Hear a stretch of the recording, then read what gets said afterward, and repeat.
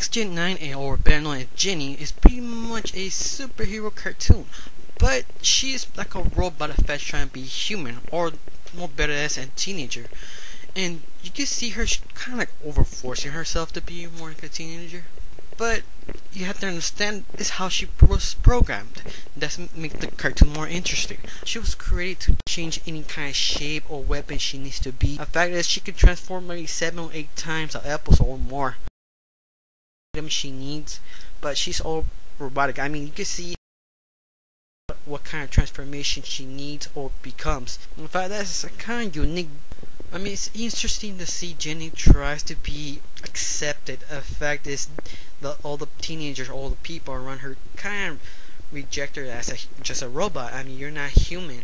The fact she kind of tries and tries and tries, but I felt they never put it more sadness a little bit more. I mean, just mellow, not hardcore.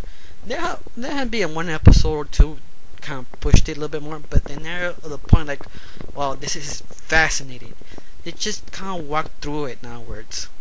Usually this kind of ideas always work because a robot trying to be human or we're trying to figure out who that person really is probably the most interesting concept, because you could go so many different ways. She could be evil, good, misunderstood, and so forth. Jenny actually was programmed to be a teenager, but the fact sometimes is kind of forced or a little bit too much. I mean, in fact, I think it's because of the creator kind of thinks what should be a teenager make kind of more sense because she was created.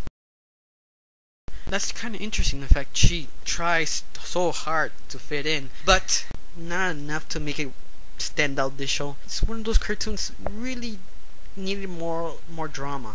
It's one of those they got the idea, never grasps or never went hardcore on it, or never pushed it enough to be like, wow, that's very entertaining. Never did that. Now let's talk about villains.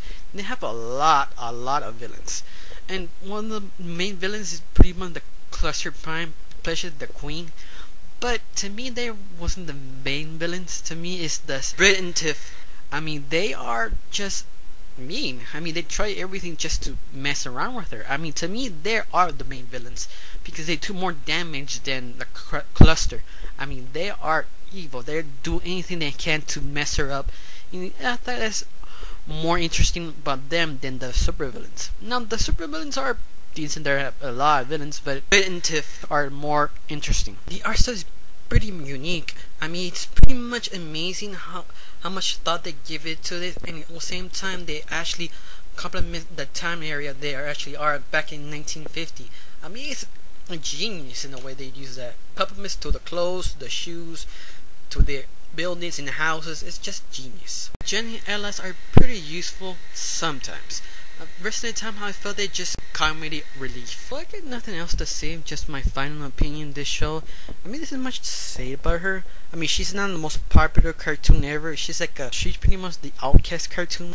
But because she's so unique, her anatomy is so unique, in fact, you get interested to see what kind of transformation she does to save the situation. It only felt similar to Danny Phantom, but not the same. I mean, it's Jenny trying to be accepted by people, but she trying the own thing because she's a robot transforming. In fact, I kind of wanted to see Danny and Jenny doing one episode together, but it never did.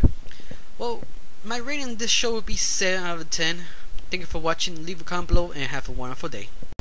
Really? Maybe. Oh yeah. Say robots. No. Robots explosion. No. Robots.